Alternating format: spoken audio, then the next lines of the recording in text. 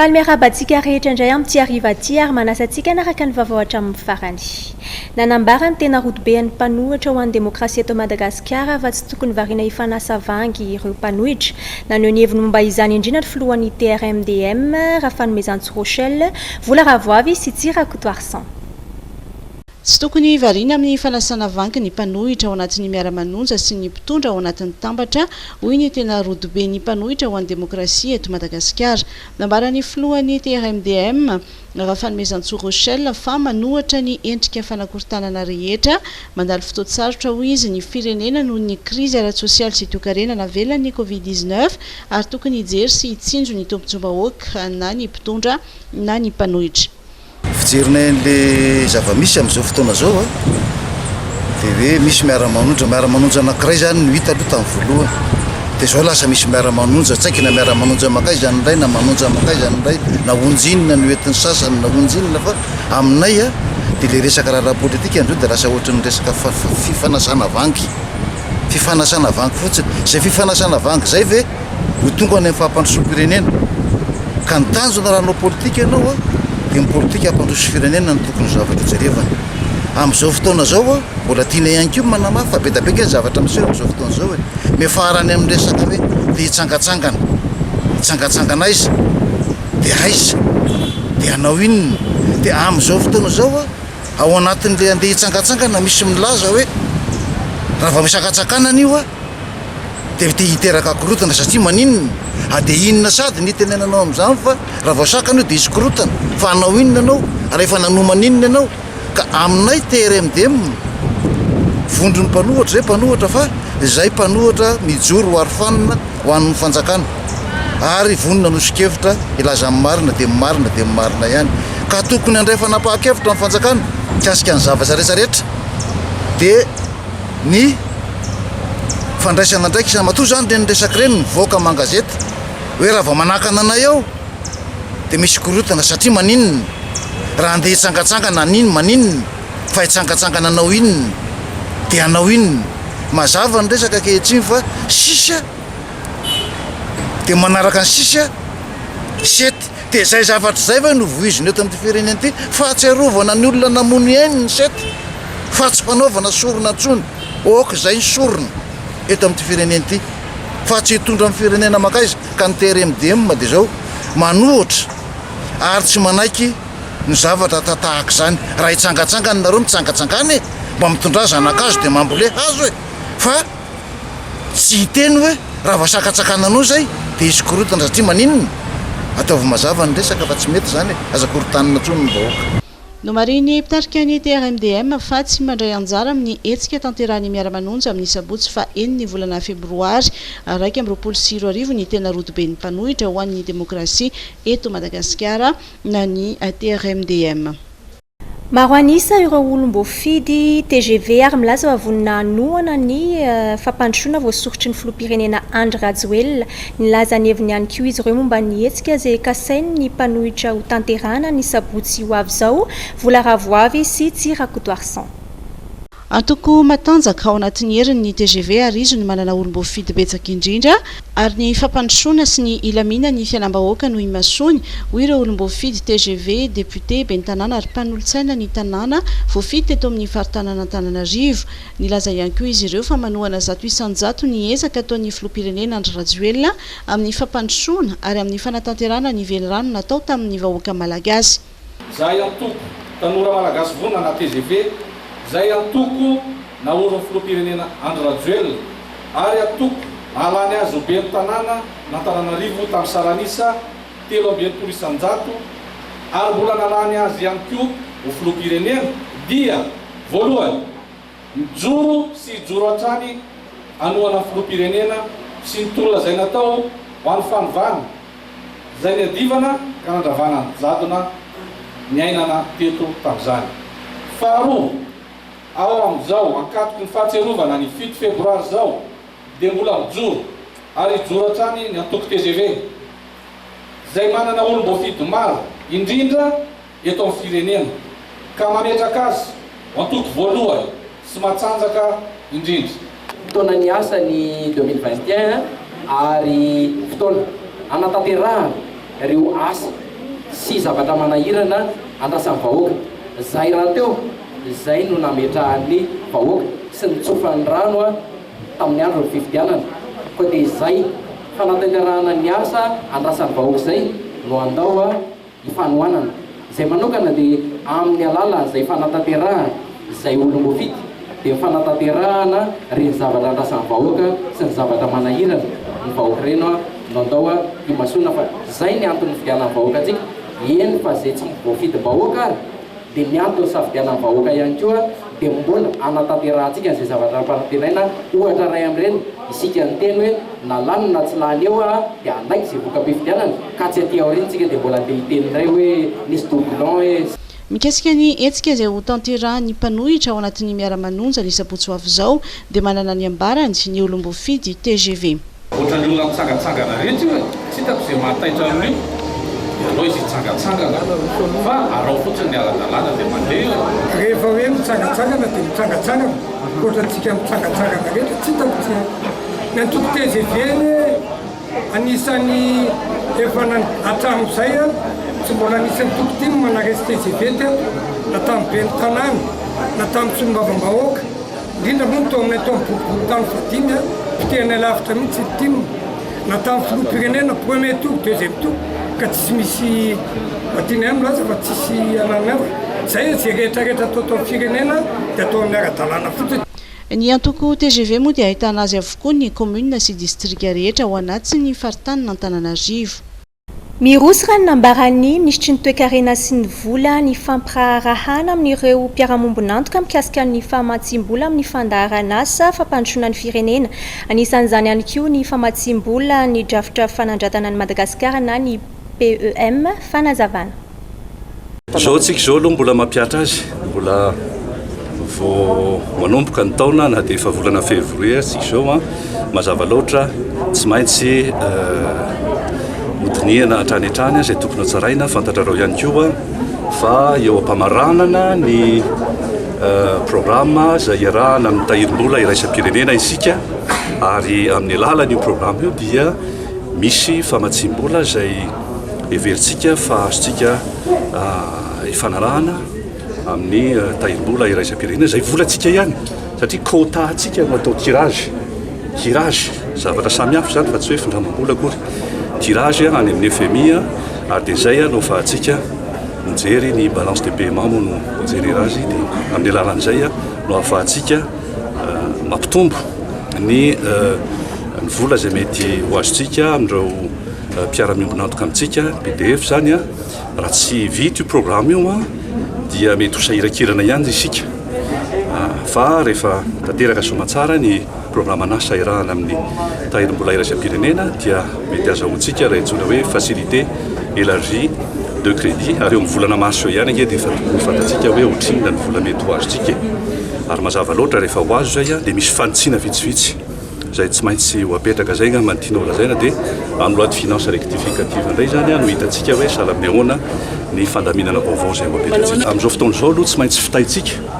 ny programme anasa iarahana amin'ny tahirim-bola iraisam-pirenena efa tamin'ny herinandro lasiny no efa niatomboka zany négociation zany virtuellement moa zany satria tsy afaka nakatira aloha fa raha tsy nisy ty Covid ity dia nisy mission nakaty dia ngamba afaka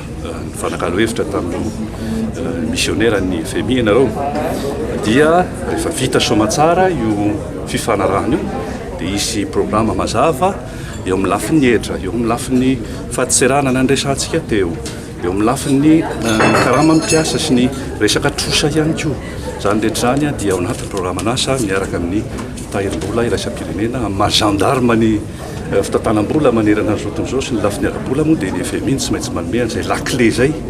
ka rehefa azontsika izay laclé zay dia mpiara-miombonantoka rehetra ary voalohany amin'izany ny banky iraisam-pirenena anio moa zany tsika no nanosiniany ty dingana lehibetika dia ty amin'ny lafiny hoe fitsinjovana ny tontolo iainana dia hitantsika zany fa tokony hitohatra rehetrany ny fiaraha-miasa. Nisy ny filazana ny tsy fahazahoana manadiady ireo tompon'andraikitra eny amin'ny faditseranana momba ny ilay fanondranana tsokosoko volamena manohitra izany indrindra ary mandiso izany ny ministry ny toe-karena sy ny vola ravoavy sy Mamra Samoely.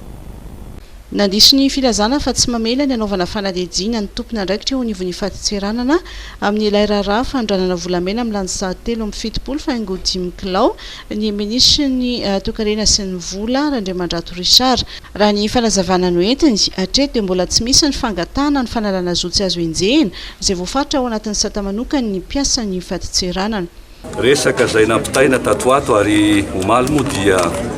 misy avy amin'ny RFI nilazany hoe ny ministera ny toe-karena sy ny fitantanam-bola dia tsy manome fahafahana anao fanadihadiana amin'reto mikasika ny le volamena izay naondrana ntsokosoko ary lazaina fa ny mpiasan'ny faditseranana dia everina fa misy andraikitra amin'izay lafin'izay dia mba tiako ihany ny miteny hoe diso tanteraka izany. Voalohany a ny andraikitry ny mpiasan'ny faditseranana douanier zany dia mazava tsara araky ny code des douanes ary ny ACM rehefa manome ny filazana fa hisy sidina makany velany dia tokony mampilaza ny faditseranana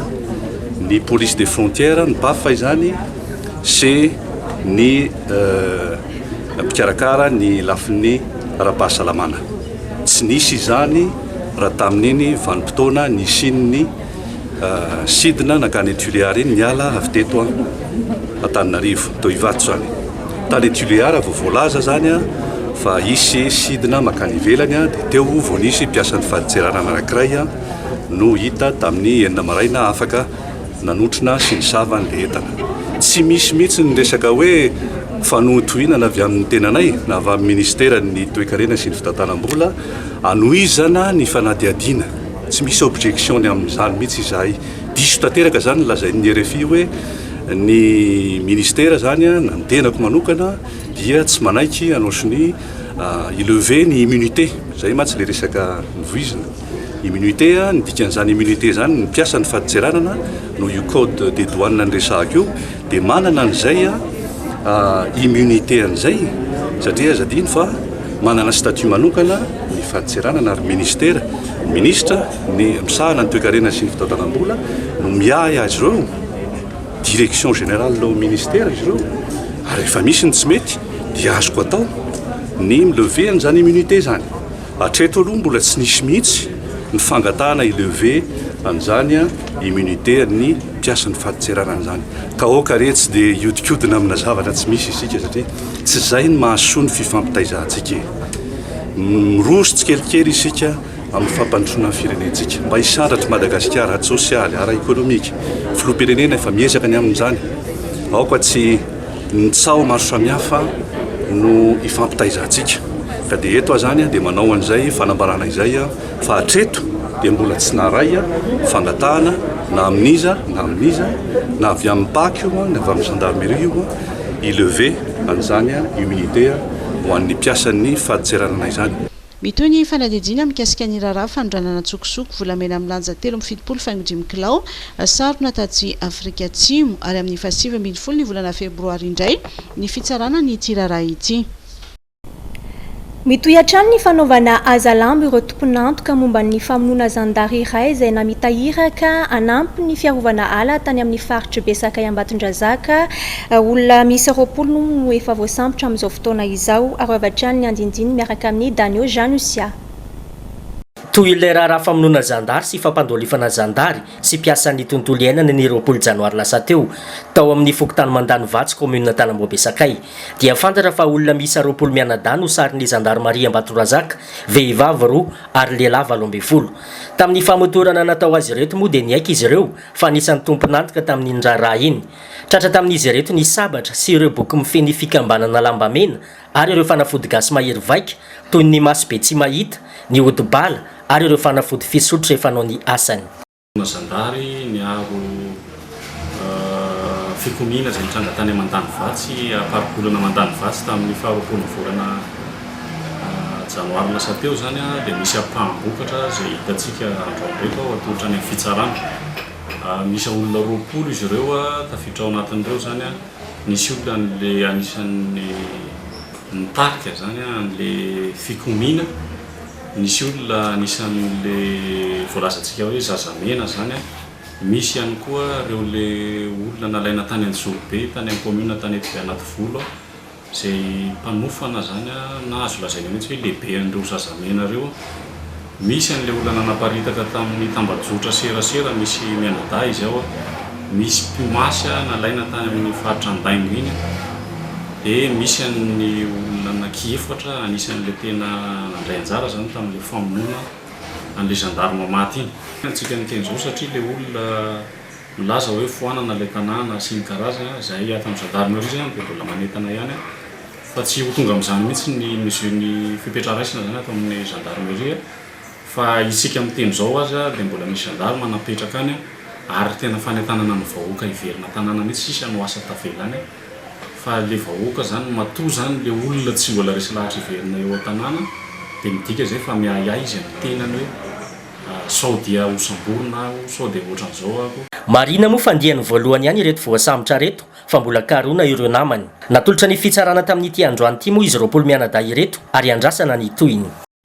No ny fandraisan'ny mpitandro ny filaminana ny andraiky ny manoloana ireo fiara fitateram-bahoaka dia maro ny mbola tsy manara-dalàna. Lehilahy iray izay nisandoka ho mpitandro ny filaminana mitaky vola ankolaka ireo mpivarotra sy ireo fiara tsy manara-dalàna any Antsirabe andeha ho arahantsika ireo vaovao tapatapany. Fiara taxi be misy 3 no tratra ny polisy tsy manara-dalàna atao anaty ny adiny ray monja, 4 tamin'ireo tratra nanao seza 5 12 kosa tsy nanao aro vava-orona ny receveur ary tsy manana gel désinfectant, 12 tsy manana tota-taratasy feno. Nisy fiara iray izay nandositra ny sakana nataon'ny polisy saingy tratra ihany ary tsy nahitana ny tota-taratasy. Itsindanin'izany dia 30 ireo olona no entin'ireo fiara no tsy nanao aro vava-orona, entitra ny mpitandro filaminana manoloana izany tsy fanarahan-dalàna izany. Mitaraina ny mponina ao Antsirabe atapy-tanàna sy ny manodidina fa misy lehilahy manao tenue civile misoloky ho polisy ary mitety mpivarotra enta madinika sy mpivarotra zava-pisotro mitaky vola ankolaka amin'ireo izay tsy manara-dalàna. Manetsika bus izay hitany fa tsy manara-dalàna amin'ny scooter ihany koa izy ary mitaky ny papier ka tsy manaiky amerina izany raha tsy mahazo vola. Misandoka ho zandary ihany koa izy ary mitaky vola amin'ireo mpivarotra samihafa. Azahoany 2 arivo ka hatramin'ny 5 arivo ariary ireo manaiky ho voarebirebiny amin'izany. Napidirina ponja vonjimaika ireo telo miananga izay nahatratrarana taolapaty Tapagony, taolandava 430 sy taolapoy 720 atao an-trano tao an-trano roa Soavinandriana. Raha tsy ivina dia ilay mpianakaviana matombony mbadiny no nandeha nitaraina tany amin'ny mpitandro ny filaminana no zany herisetra tokantrano nahazo azy izany ary nitoro ny vadiny sy ny ravozan-dany ihany koa mitazony ireo taolapaty. Nandritra ny fampitorana dia fantatra fa saika anamboarana fanafody gasy sy ody fity ireo taolapaty ireo fa tsy saika amidy akory. Mitoetra ny asa fampandriana falema nataony miaramila avy amin'ny ZRPS Alpha 1 ary amin'ny tapany atsimony Nosy ary nahitam-bokany izany. Omby miisa 7 indray no azon'izy ireo teo am-pelatanan-dahalo ny 7 janoary lasa teo. Omby izay fantatra fa norobainy ireo dahalo tao amin'ny commune Manombo amin'ny district ny Toliary faharoa. Zazakely iray izay no heverina fa nisy nakakeriny no hita faty tao anaty rano omaly tany Anjianjia Ambatoboiny. Araka ny fantatra dia ny sasa teo amoron-drano ny renin'io zazy io ary tamin'izay no tsy nahitana azy. No heverina fa nisy nakakeriny ilay zanany ka dia nampandrenesina ny mpitandro filaminana izay nanao fanarahan-dia avy hatrany saingy tsy nahitam-bokany izany. Niverina teo amin'ilay toerana nanjavona ilay zazy izy ireo ka nanao fanadihadiana sy ny izany manodidina. Tamin'izany indrindra no nahitana ny nofo mangatsiaka nyity zaza tao anaty rano. Nozam-piarakodia sy moto namoizana aina no niseho teny amin'ny lalam-baovao teny Tsarasotra androany maraina. Moto iray izay nandeha mafy no nifatratra tany amina fiara tsy mataho-dalana araka ny voalazany ireo izay nanatry maso andeha arahana ny fanadiadiana miaraka amin'ny Norbert Kotomalala. Nandrika ny raty etsy amin'ny lalam-baovao Tsarasotra akaiky ny Tsapanana makany Ambodifasana. mpitondra moto iray no namony ainy raha ny filaza ny nanatrymaso dia nandeha mafy ilay moto ary nidona tamin'ilay fiara 4x4 ary avy eo dia voadona n'ilay namany iray fiara 4x4 zay hiakatra Antananarivo avy any Ivato mitantara ny fisehon'ny loza ny ramatoa iray mpandeha tao anatin'ilay fiara 4x4 dia mafy izy dia nidona tamin'ilay fiaranay dia nenjery zany dia pasy indray ilay namany dia mifanitsaka tao izy roalahy dia pasy indray ilay namany tomobila dia izy telo zany telo lahatra rô ay nandeha moto anankitelo zany moto anankiroa dia fiara anankiray ny fanandrefy indrindra tamin'ireo mpanao vary ny toerana nisehon'ny loza mitantara ny zavanitranga ny mpanao vary iray Participas zany le moto tery amin'ny lavidavitra tery dia participas izy zala satria le lalana ohatran'ny teritery participas zay dia tôbily tiandreo dia fandona le tôbily sy le moto dia le moto ankiray ndray nandona le ankiray nandona le moto ray namany satria voadona le tany dia le le ankiray dia voadona ndraiky le ray dia voisaka le navaty tsiny ndraiky le ankiray nandeha mafy nga le moto le moto nandeha mafy beko ary le fiara le fiara ohatrany vandeana fiara normal zao eo dia misy maty teo zany sa hoe zany tsy netan'le maty satria zay mbola lavidavitra dia mandrapa tokony atety efa tsy taosony izy batainy zala tokony tamin'ny valora latsaka fahefany teo no misehon'ny loza nentina avy hatrany tany amin'ny hôpitaly ireo mpitangina Motorola araka ny angom-baovao azo tenaterana dia voalaza fa mpianatra ho mpanamory fiaramanidina ny iray tamin'ireo mpitangina moto ireo fantatra ihany koa fa mpikambana ao anatin'ireo mpitangina moto izy ireto ary mpakasary mahatianana ihany koa nyty vonamony ainy ity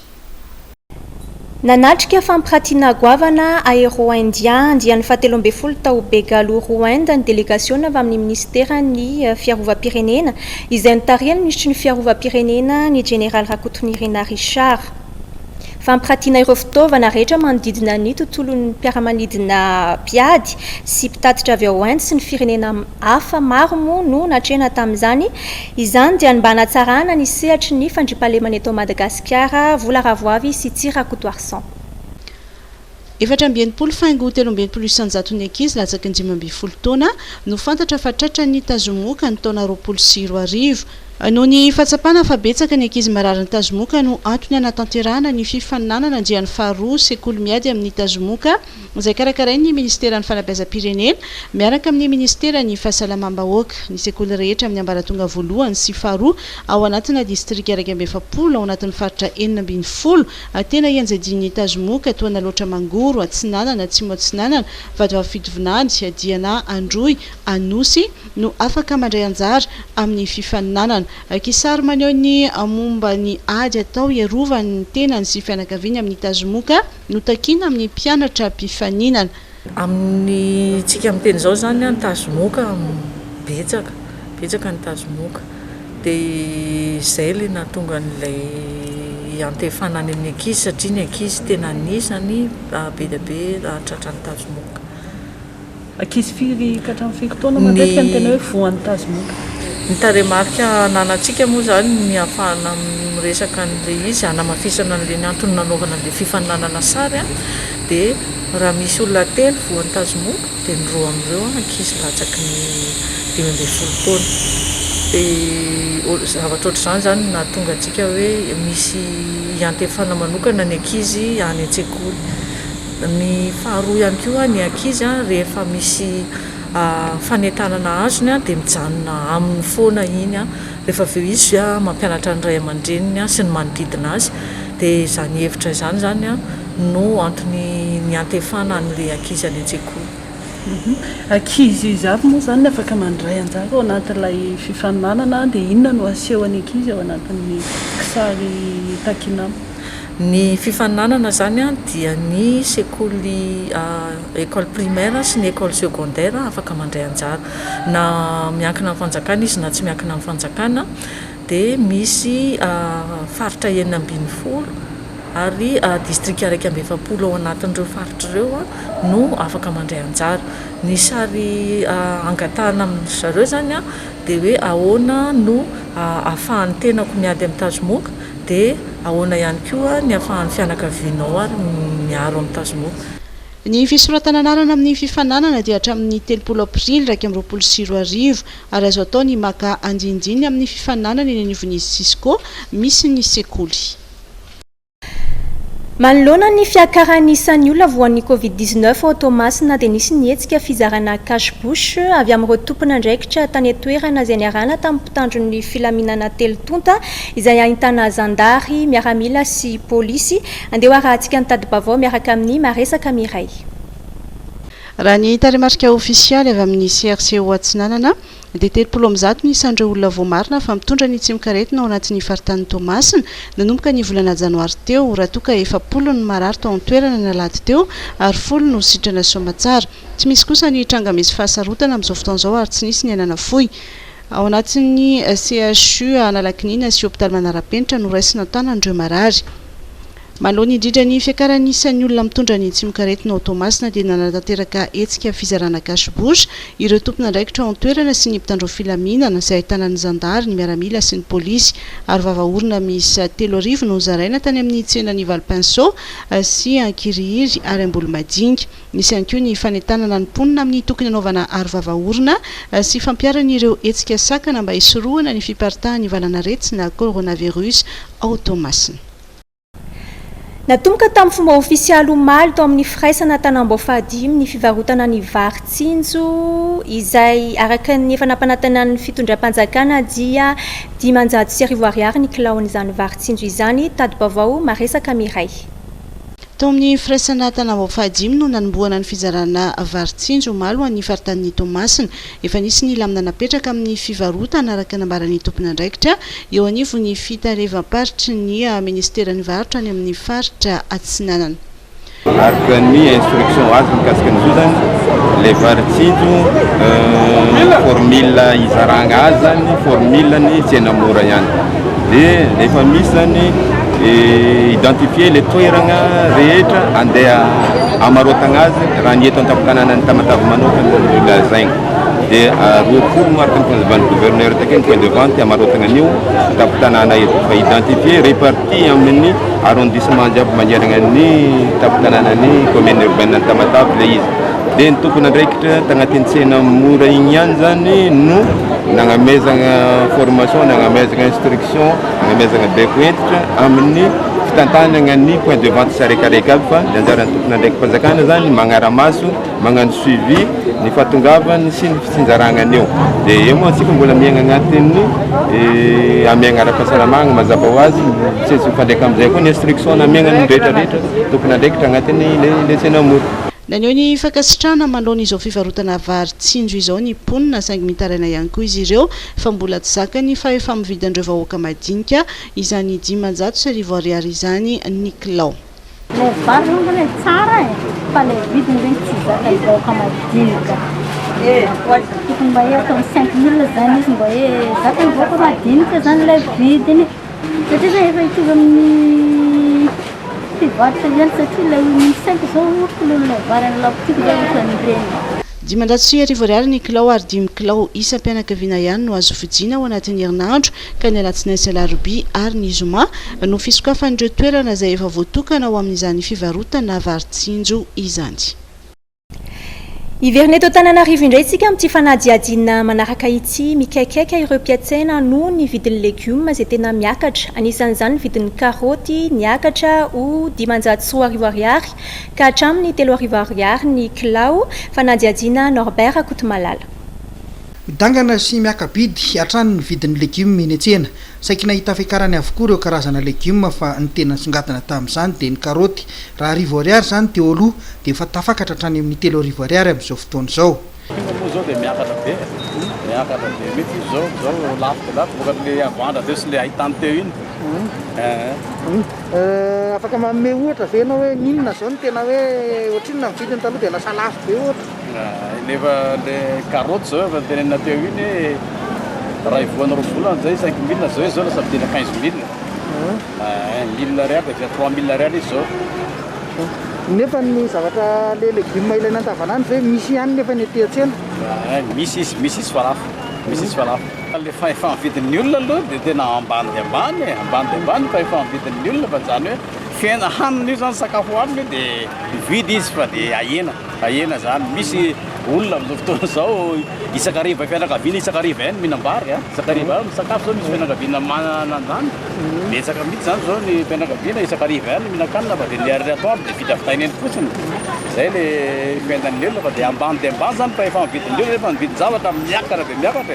miakatra zany le dia karama tsy mesika moa mazava ho azy na dia lafo aza ny legioma dia tsy nandà vola ireo mpivarotra fa arakaraka ny vola izay amidin'ny olona ihany no apetsaky ny legioma omeny izy ireo ny mpanjifa hatreto aloha dia mbola misy daholo ny legioma izay ilainy eny an-tsena fa ny vidiny kosa no miakabidy hatrany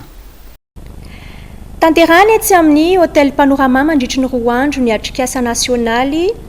entina mola volana sy anitsina ny politika nasionaly ny asa sy ny fanofanana araka izay entina ampiarina mandritry ny 5 taona sy atao mifanaraka ihany koa amin'ny takin'ny plan d'émergence de Madagascar Jemima Daniel sy Mamra Samuel tamin'ny taona 2014 no efa nanomboka nampiasaina ny politika nasionaly momba ny asa sy ny fanofanana arakasa efa mila hitsy ifanaraka ny toetrandro izany ary ifanaraka amin'ny zava-misy ihany koa atao ifanaraka amin'ny plan d'émergence de Madagascar izany politika nasionaly momba ny asa izany ary misy ny fanatanterahana ny atrikasa entina mola volana sy antsiana ity politika nasionaly PNEF ity iarahana amin'ny ministera ny fampianarana teknika sy ny fanofanana arakasa miaraka amin'ireo mpiantsehatra entina mola volana izany ny filohan'ny république sy ny gouvernement tokoa dia nieritreritra fa ny secteur ny enseignement technique sy ny formation professionnelle dia anofana olona hatrany amin'ny ray tapitrisy mandrapahatonga ny 320 sy 2,000 zany hoe 300 000 isa-taona fa tamin'ny 2020 iny kosa zany dia 100 000 no nieritreretina sy nokasaina hofanina misy araka izany ireo teboka tokony ahitsy ao anatin'ity PNEF ity ny olana tena hita aloha amin'izao dia hoe navokatry ny ataontsika hoe fesiny valana retina dia lasa betsaka ny olona no tsy nahita asa voaroaka amin'ny asa ary any ambanivohitra vao maika ny olona tsy manana asa ary tsy manana koa qualification dia izay zany no tena antony hoe mila ahitsy koa zany politika mba ahazona mitosehan'ireo ataontsika hoe vahoaka any ambanivohitra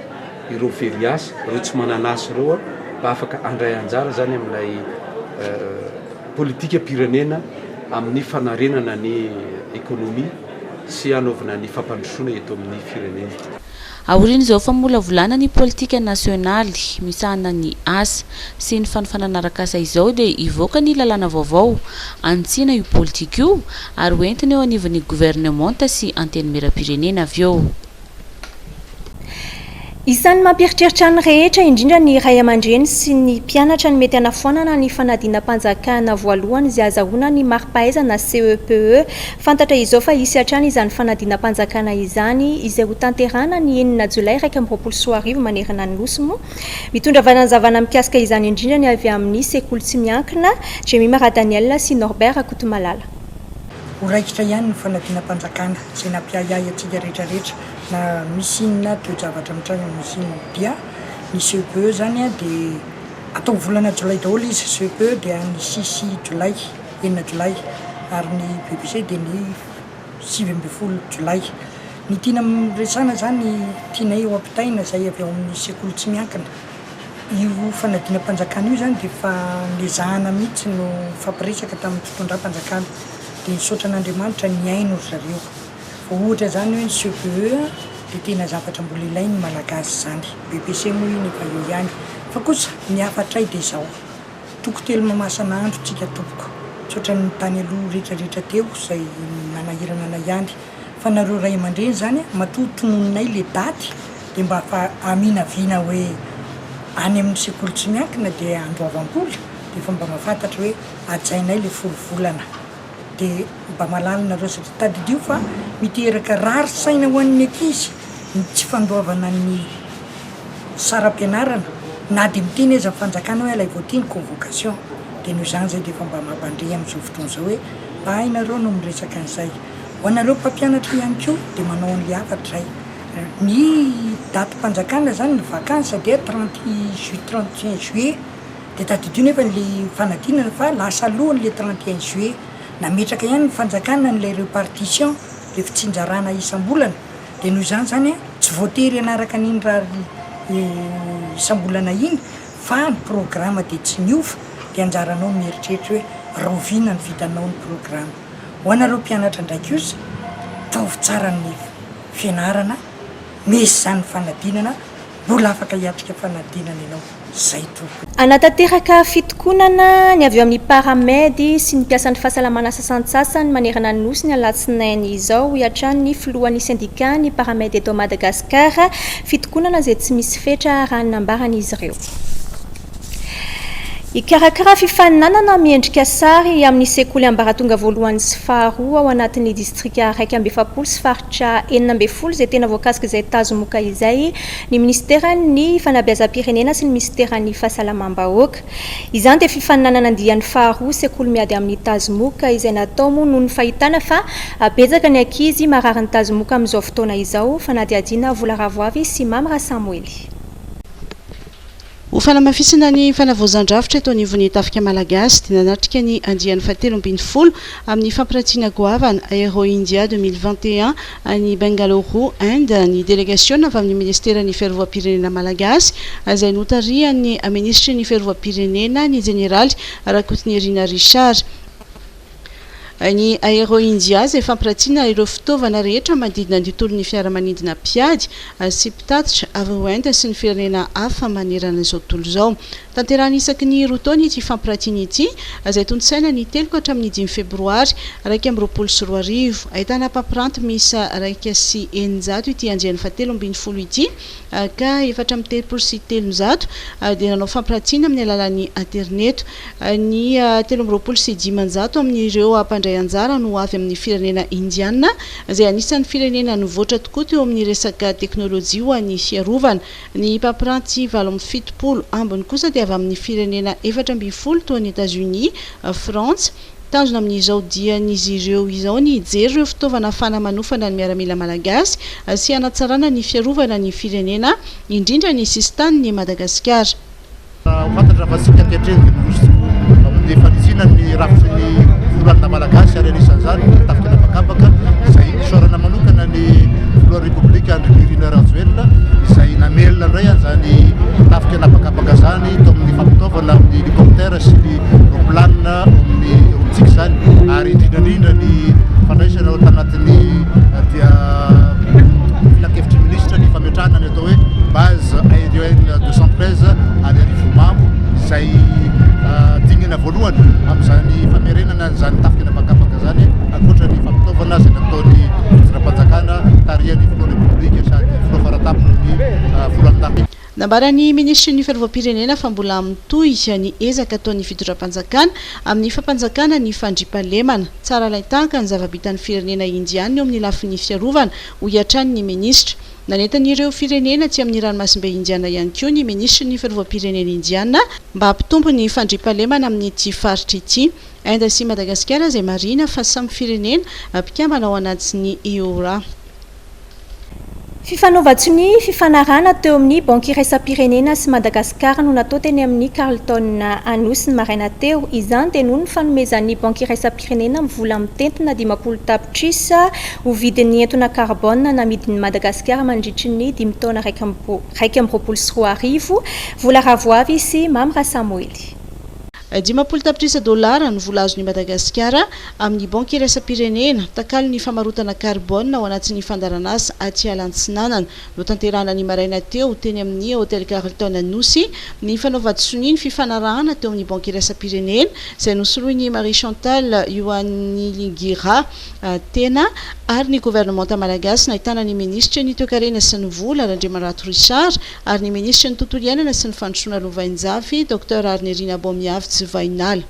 Ny fifanarahana dia mahakasika ny fifidianana ny entona carbone mandritry ny 5 taona. Sambany ihany koa Madagasikara no nahazo crédit carbone izay hatreto firenena 4 eto Afrika no misitraka izany avy amin'ny banky iraisam-pirenena. Araky ny fatatsika i Madagasikara dia anisan'ireo firenena izay azo lazaina hoe mbola manana ala afaka misintona an'izany carbone izany ary ny carbone izay sotomintsika zany dia hovidin'ireo firenena izay tena mpandoto ny tontolo iainana manerana an'izao tontolo izao.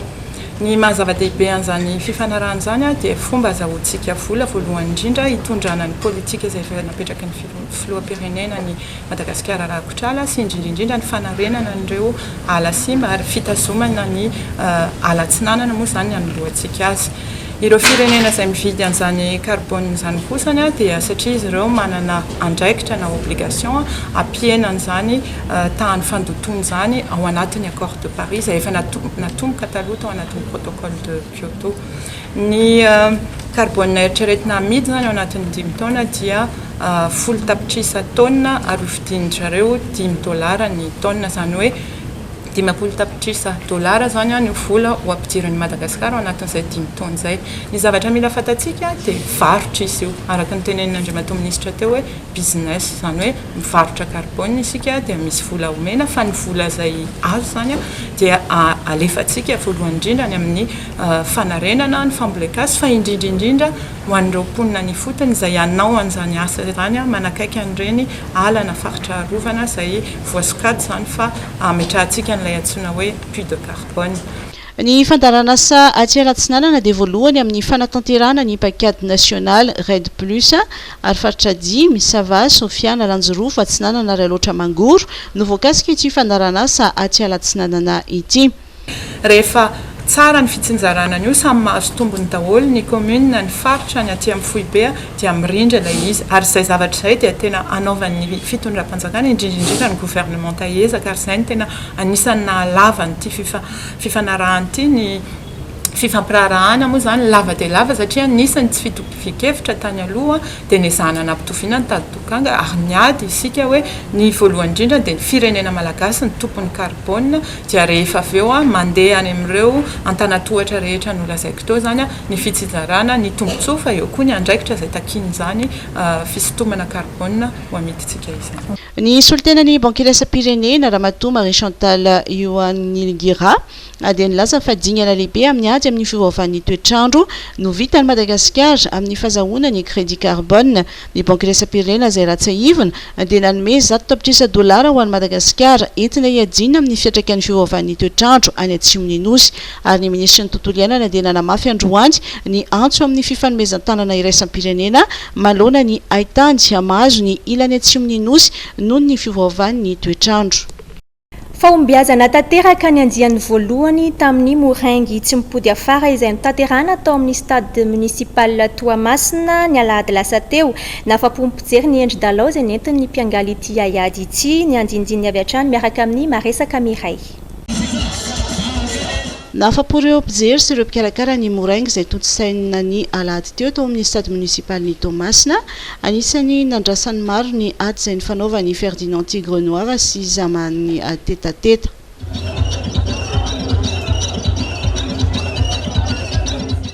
Ny ady koa ny lalao tamin'izany.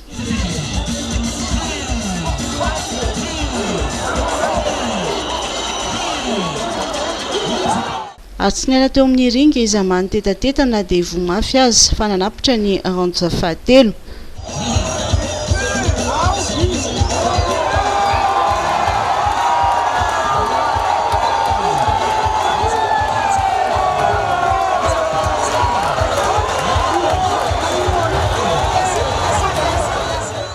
Ferdinand Tigre Noir Thomas no nandrobaka ny amboaraka moto Zambongony no azony tamin'izany. Ako makasitka zay fanjabana manazatra ako tsy matovona na manao kasika mfara sama na tena rona kateza ako makasitka organisateur ko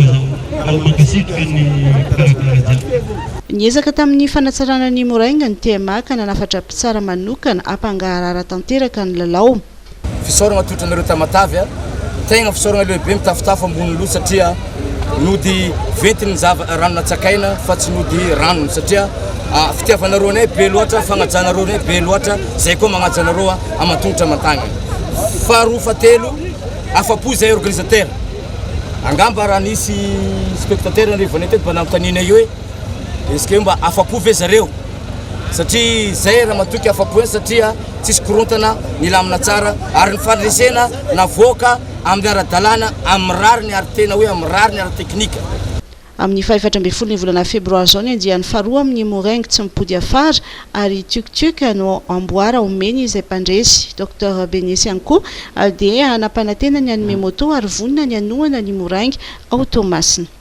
Mbola nampanantena le tanora zay hoe agnome fagnampiananjareo ary mbola nolotra moto cross anankiray ndray zany amin'ny fotoagna iorganisevany andriamatora na boxer ny ina motezy ny combat ohatran'izao ataoko hoe grand combat mihitsy ary ny rahantsika teto ihany koa le taniketsany morengy ty mety ho lasa boxeur professionnel nge reo tanora reo rehefa tegna voataiza amin'ny alalan'ny discipline. Iroborobo ny taranja moraingy ao Tomasina ary miezaka ireo tompona andraikitra isan-tsokajiny ampandroso izany hatrany. Mifarana hatreto ny fampahalalam-baovao tsika amin'ny Tia Riva ity misaotra anao nanaraka izany hatramin'ny farany ary misaotra ihany koa ny Charmel Beauté Tsepasapito izay nanao hatrany ny taovolo sy ny tarehy androany dia mametraka ny veloma mandra-piona indray.